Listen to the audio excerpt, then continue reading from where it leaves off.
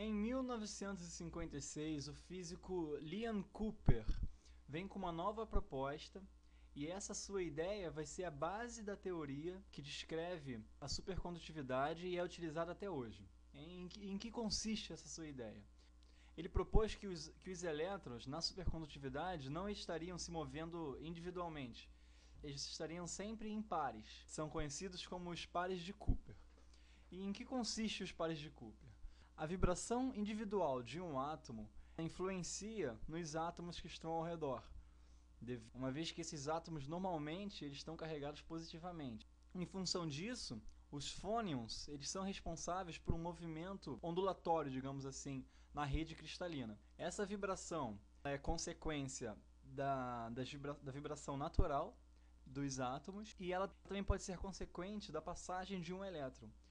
Uma vez que quando o elétron passa próximo a um átomo, devido às forças de Coulomb, ele o atrai. Como eu disse anteriormente, os átomos não estão neutros, em sua maior parte eles são carregados positivamente. E esse átomo que se move devido à passagem do elétron faz com que outros átomos também se movam, formando algo que seria similar à passagem de um barco sobre um rio. Você vê aquela onda atrás dele. E o que ele propôs foi que justamente esse movimento dos átomos consequente da passagem de um elétron, esse movimento possa capturar outro elétron que porventura esteja por perto. Algumas observações podem ser feitas com relação aos pares de Cooper. A primeira é a seguinte: por que esses elétrons eles não formam pares em temperaturas mais elevadas? Esse par ele é pouco estável. Estar em temperaturas mais elevadas significa estar em um meio onde os átomos estão vibrando mais intensamente e esse distúrbio vai romper a associação dos elétrons.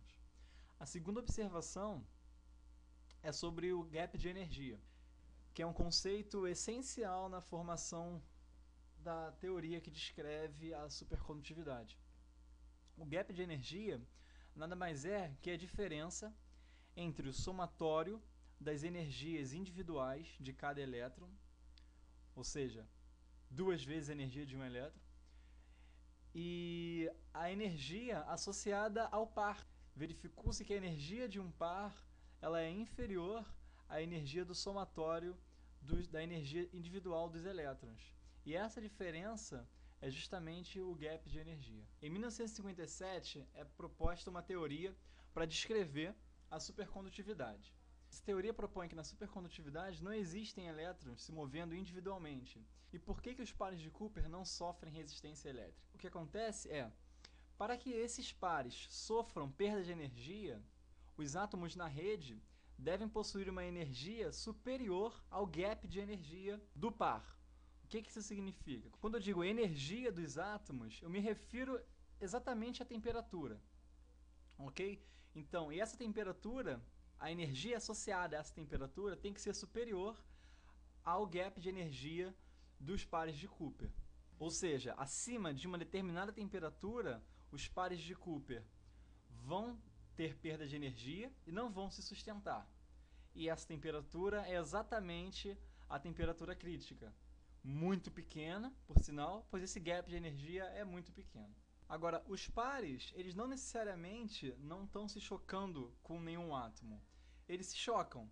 O que acontece é que eu não posso ter uma troca de energia parcial. Ou eu tenho ou eu não tenho.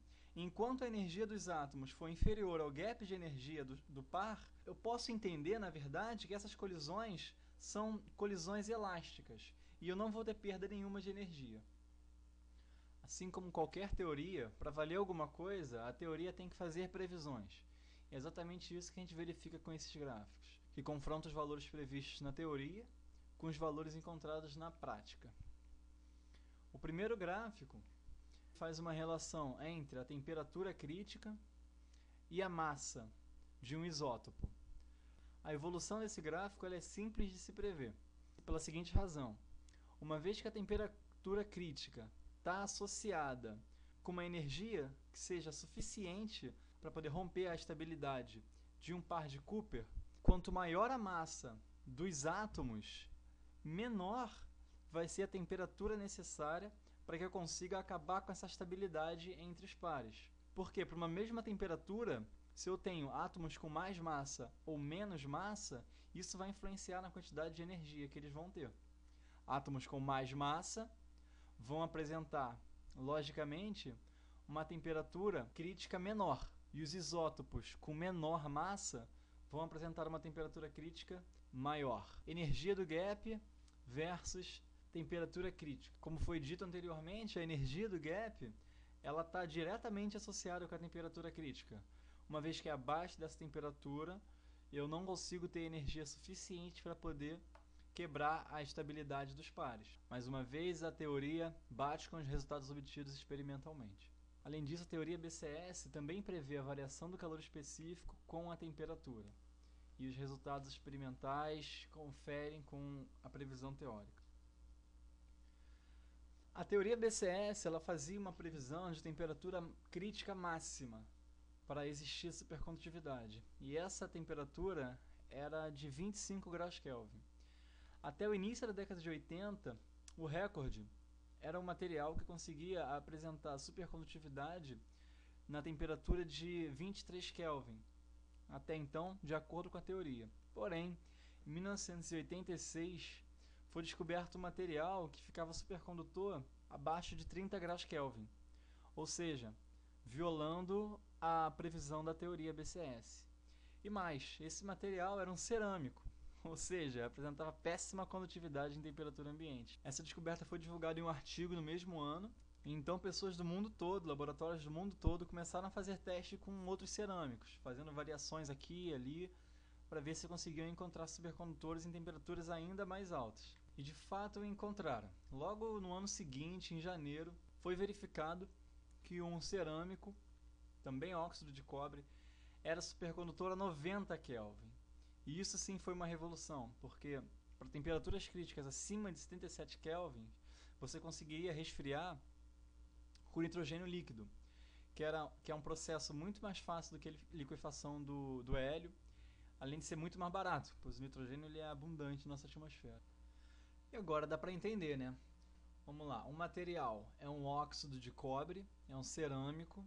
Esse cerâmico ele se torna supercondutor em temperaturas abaixo de 135 graus Celsius negativos, ou seja, 10 graus acima do nitrogênio líquido.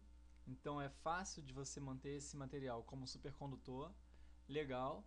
E essa forma que ele chama de flux tubes, os tubos de fluxo de campo magnético, a gente já sabe que isso se forma devido ao tipo do material supercondutor. E não é porque ele é fino, independente de ser fino ou não. Isso daí é uma característica do tipo do supercondutor. E como a gente viu, está mais associada com cerâmicos mesmo. E aí, em função disso, dessa geometria, desse arranjo do campo magnético, que se dá o aprisionamento espacial.